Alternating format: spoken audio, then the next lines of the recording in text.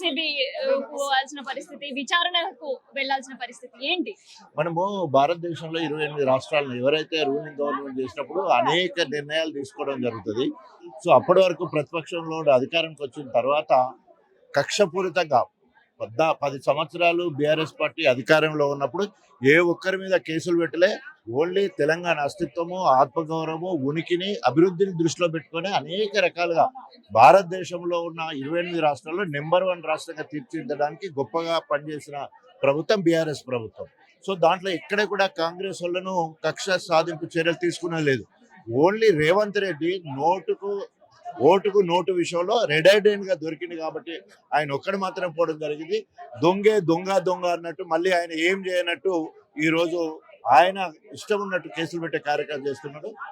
మొన్న అంతా ఇప్పటికే 2 సార్లు ఎంక్వైరీ అయిపోయిన ఈరేస్ విషయంలో కూడా, ఫార్మా ఈరేస్ విషయంలో కూడా మొన్న ఢిల్లీకి పోయి మరి సిబిఐ వాళ్ళతో మాట్లాడి ఏ రకంగానైనా మరి ఆయన ఒక్కసారి అరెస్ట్ చేసినాం అనిపించుకోవాలని ఒక రాక్షస ఆనందం తప్ప ఇందులో ఏమీ లేదు. సో తప్పకుండా కడిగిన ముత్యంలాగా బయటకు వస్తుంది. కేసు విషయంలో ప్రొసీజర్ ల్యాబ్స్ కూడా జరగలేదంటారా? అంటే ఇప్పుడు ప్రొసీజర్ ల్యాబ్స్ అనే విషయానికి వచ్చే వరకు హెచ్ఎండిఏది ఏమంటారు ఇండివిజువల్ అథారిటీ ఉంది. వాళ్ళు ఏ నిర్ణయాన్ని తీసుకునేదానికి అవకాశం. ఆ శాఖకు సంబంధించిన మంత్రిగా కేటీఆర్ గారి వారిని ఆదేశించి ఉండొచ్చు, దాన్ని ఒప్పుకున్నాడు కూడా. సో కానీ వారి అథెంటిక్ బ్యాంకు నుండి అదేవిధంగా ఆర్బీఐ నిబంధన ప్రకారం మళ్ళీ అక్కడ కూడా ఆ సంస్థకి వేయడం జరిగింది. ఆ సంస్థలు ఇప్పుడు కూడా 44 కోట్లు రిసీవ్ చేసుకున్నట్టు కూడా ఉంది. సో కాబట్టి ఇక్కడ ఎక్కడ కూడా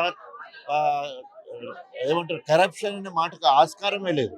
సో రాష్ట్ర ప్రతిష్టను భారతదేశం కదా ప్రపంచ దేశాలకు చాటాలనే ఉద్దేశంతో ఆ రకంగా ఎలక్ట్రానిక్ కార్లని మన దగ్గర ఎక్కువ సేల్స్ కావాలని ఇక్కడ అన్ని రకాల అభివృద్ధి కావాలని ఏకైక లక్ష్యంతో ఆ నిర్ణయం తీసుకోవడం జరిగింది. దీంట్లో అవినీతికి మాత్రం ఆస్కారం. సో కాంగ్రెస్ ప్రభుత్వం కూడా తెలంగాణ ప్రతిష్టని ప్రపంచ వ్యాప్తంగా తెలియడానికి మిస్ వరల్డ్ కార్యక్రమాలు కూడా నిర్వహించారు. అది ఎంత దేశ పరిస్థితిగా రాష్ట్ర పరిస్థితి ఎంత ప్రతిష్టను దిగజారించిందో అందరూ కూడా తెలుసు.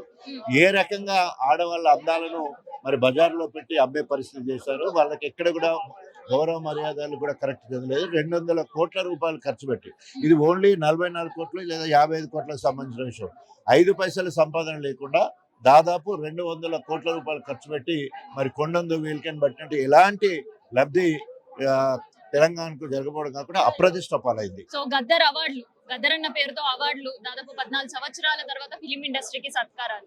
సో దాన్ని ఏమంటారు? ఎందుకంటే అది వివిధ రంగాలలో ఇచ్చినప్పుడు గద్దర్ లాంటి సామాజిక ఉద్యమకారుడు, విప్లవకారుడు, మరి అనేక రంగాలలో ప్రత్యేకంగా దళిత వర్గాల్లో దేవుళ్ళు అంటున్న వాడిని ఒక ఆటలకు పాటలకు ఒకదానికి పరిమితం చేయడం కరెక్ట్ కాదు. అందుకనే చాలా మంది అభ్యుదయవాదులు కావచ్చు, లేదా మరి ఈరోజు సామాజిక శాస్త్రవేత్తలు కావచ్చు, సామాజిక నాయకులు కావచ్చు, అందరూ కూడా గద్దర్ అవార్డు పేర్లు పెట్టడం తప్పని చెప్పేసి అందరూ అంటారు.